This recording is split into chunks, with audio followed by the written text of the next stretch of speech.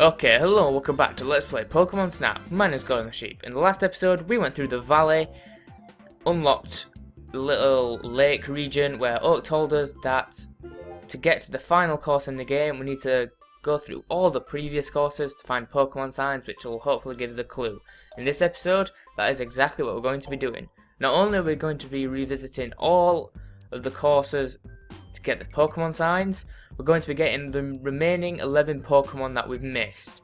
Also, this video is going to be more of a montage style, just because I know the footage for this is very long, and there's no way I can do it without speeding it up and cutting it out.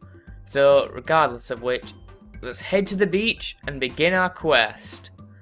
Let's go! Yes.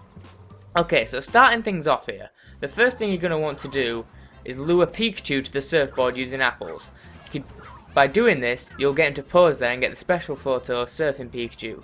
Surfing Pikachu isn't as good as Stump Pikachu, but it's still a pretty good picture.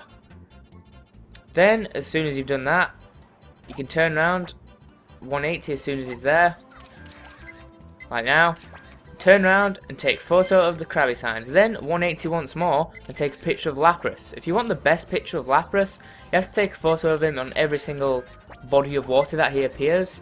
Now, I actually didn't do this time, however, I did get pretty close and got a pretty good picture of Lapras. So much so that I'm not going to bother with redoing through the beach and doing it again. As you'll see in a minute, he just pops up right here. And that is pretty much the second best picture of Lapras you can get, without him appearing at this bit at the end. That's where he would appear if you'd have got all the photos.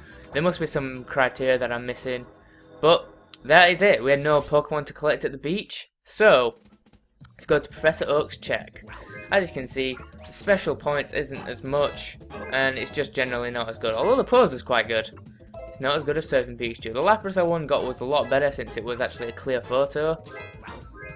Although I think you can get a better one, maybe 4,000 points. And you don't get any points for the Pokemon sign, which is kind of lame. But then again, there's not really you can get for pose or other Pokemon.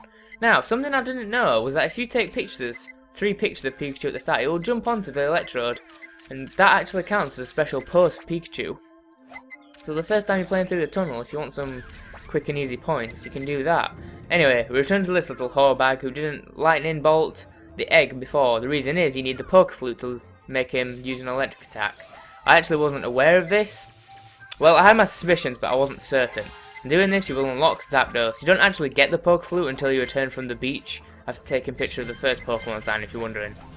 And the Pokemon sign is near the end, just before the Magneton, and it's the shadow of Pinsir. If you actually turn around and look behind the projector, all the different rocks and things will actually make the outline of Pinsir, which is quite cool.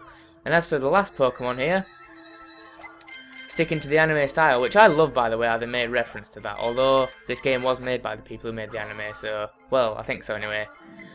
Use the apples to lure the 3 Magneton to the same region, then they join together, 3 Magnemite to the same region, and they join together to make Magneton. And that is all the Pokemon and the sign for the tunnel. As you'll see in Professor Oak's check, the Pikachu on the electrode still isn't nearly as good as the Pikachu on a stump. It's twice as better. Probably will get only about 4,000. The Zubat I got was just sort of there. It was actually a little better because I got it a little closer. Not by much, but every point counts, I suppose. Zapdos was brand new. I thought Zapdos using a lightning attack on the generator was a lot better than the points it got, but I suppose it was a lot further away than I anticipated. You can use apples to lure the Electabuzz at the end here if you turn the generator on.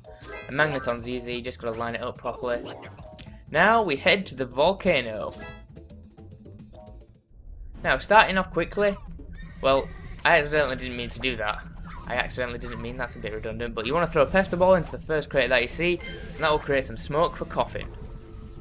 Then, towards the end of the level, since we've done everything else, you'll just start throwing pester balls into the craters to your right, as Growlithe will jump out of them.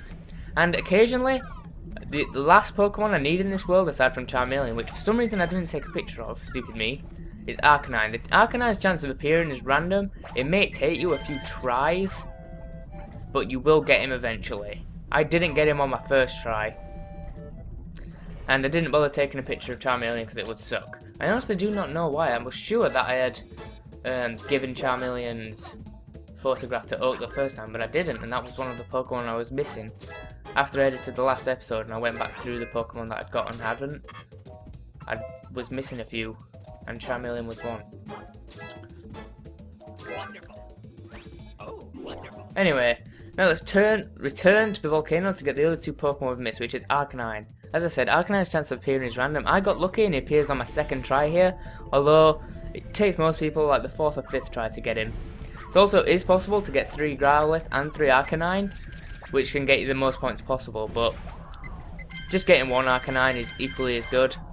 And also, to my knowledge, there's no special pose for Charmeleon, so just getting a close enough picture of him will do, as I do here. Careful not to hit him with anything, so he'll jump straight into the crater and become Charizard, who I already got.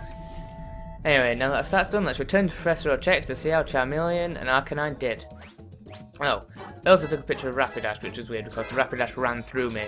Usually when you bump into a Pokemon it stops the thing, but Rapidash just ran through me and I kept going. I also didn't know that Growlithe had a special pose of it shaking the ember off its fur. If I'd have known that, because Arcanine took a photo of Arcanine doing the same, I would have put it there. As I said before, there's no special thing for Charmeleon to my knowledge. But it's not that important since we've already got a lot of points. Okay, you're going to want to throw as many Pester Balls as Poliwags right here, because something I only found out recently was that by doing so, the Poliwags will actually jump into the water, and then when you throw apples or Pester Balls in, they'll come out. You're going to use the Poke Flute to awaken the Vileplume, and to take a photo of the Pokemon sign. Now, here's something I want to talk about. As you can tell, my voice is a little different. Oh, hang on a minute. By doing this, you can get Cloise to appear at random. It's random chance. You probably noticed my voice sounds a little different, and the reason that I took an absence from Pokemon Snap videos, I did multiple uploads in a row, and just quickly, if you take a picture of Pikachu, it'll run out and it's Speed Pikachu, it's special. But what happened was the microphone broke. It didn't just stop working, it physically broke. The wire snapped off the end, so I had to order one off Amazon and just wait till it comes. But I'll talk about that in the final episode, which is the next one, incidentally. So yeah, this is also post-commentary, as I'm pretty sure you know by now. I decided to do the video, well, I was planning to do it ahead of time anyway, but while I was waiting for my new microphone to come, I did the video ahead of schedule and cut it up. There we go. That's the river completed fully. And I don't know why I paused here when I was doing this. I must have just been checking everything. There are only 4 more Pokemon to get, and 3 of them are in the tunnel here. Now the other Pokemon I forgot to give the photograph about was Grimer. I seem to recall taking a picture of him, but I'm not sure. If I have, I'll put it on the screen now, maybe, if I don't forget. That is entirely possible, but yeah, what you're going to want to do is take a picture of the 2 Grimer right here, and what that will do is spawn a 3rd Grimer. Now, what you're going to want to do is pelt him with Pester Balls, and if you do so 3 times consecutively, you will evolve into Muck, which is also the other Pokemon I was missing. Then, once you get to the bit with Weeping Bell, take a picture of the weird starry things behind you to get the Pokemon sign. It doesn't like anything now, but it will do in a moment. Now, once you go through the cave past the Pikachu and the coffin, if you hit the Zubat with Pester Balls, you can get Pikachu balloons. This is probably the 3rd best Pikachu you can get in the game. And also by using the Poke Flute, you can get Jinx. Excuse me, you can get Jinx, start singing, and unlock Articuno. Now, you can get the best picture of Pikachu in the game here, because what happens is Articuno flies away and picks up Pikachu. Pikachu on Articuno's back can be worth 8,000 points. I think it could be the best, but I think it's the 2nd best picture you can get in the entire game. So as soon as you enter that area, make sure you hit Pikachu, hit Zubat with the Pester Balls, and use the Poke Flute immediately, because I left it a little late and couldn't get a great picture here. Also, when you're taking pictures, make sure you hit them with Pikachu and not Articuno. Also, if you save more Jigglypuff from Coffin, you can get more Jigglypuff on the stage, creating more points. So yeah, 8,000 points if you get it perfectly, although it's very difficult to do. That is actually the first time I've ever got Pikachu riding Articuno because I always suck at hitting Zubat with the Pestiballs. The majority of my pictures in the cave are good. I just took a random one of Bulbasaur. It wasn't as good as the one I took on the river though. My Coffin one improved. There's not any special way to get a picture of Coffin, so don't worry about that too much. Articuno, I actually messed up on Articuno because I was close, but I was too close. Close. I said that really weirdly then. And for some reason, when one Jinx is not facing the camera, it's worth more points than two Jinx when one of them is facing the camera. As you can see, special is 2000.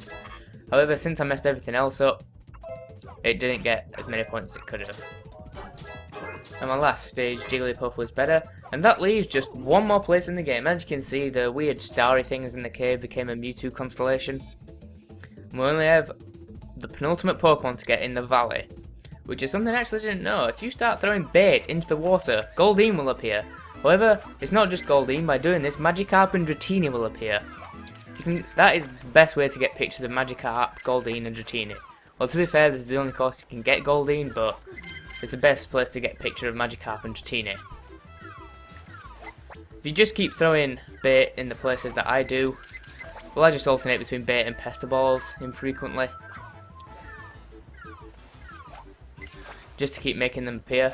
The second and only place you can do it is after the Dragonite, but by this point you should have already unlocked Goldeen. Now, I actually know someone who took quite a while to get it, and for some reason I never found Goldeen, like when I was practicing. I don't know why. I usually throw bait and Pestiballs everywhere, but it never occurs to me to throw them in the water. Maybe because there wasn't a sign like the Shelter bit on the river. But there we go, guys. I actually did get a good picture of Goldeen, and that is going to be the last the penultimate Pokemon in the game. Let's have a look on check, because there wasn't the only picture I took. As you can see, the Magikarp one is a lot better. Well, not a lot better, but better. The Dratini one, another Goldeen next. Goldeen picture wasn't perfect, but it was good enough. Plus 1,000 points, well, 2,000, you should be fine. Yeah, and Dratini is pretty much in the centre of the frame. I think that's Oak just being a bit picky there. Yeah, if you want Sandslash, you're just going to knock Graveler off. There was a point where there's 3 Graveler, and I always forget to knock them off for some reason. So, I may have to make mention of that in future. As you can see, a Dragonite, I was 10 points away from getting the perfect eyes. That's just a big kick in the teeth. And something I forgot to do was actually take a picture of the sign, Mount Dugtrio, right at the start. Now, what you can do is take a picture and just quit course, and it'll be the same as finishing the course. Just if you want to do something quick like I did. If you're stupid and forgot to take a picture of the sign. There we go. We have all 6 signs and all 62 Pokemon. And Oak here will tell us we've got all the Pokemon sign pictures, and they're just like the constellations. And Rainbow Cloud is the last course in the game, and on that is the last Pokemon. Pokemon that taunted Bill at the beginning of the game. There we go, guys. That is everything I wanted to do in this episode. I've talked about all of the signs and everything, and I've talked about my new microphone. I want to thank you for watching. I've been Gordon the Sheep. Like and subscribe, and join me for the next one. Goodbye.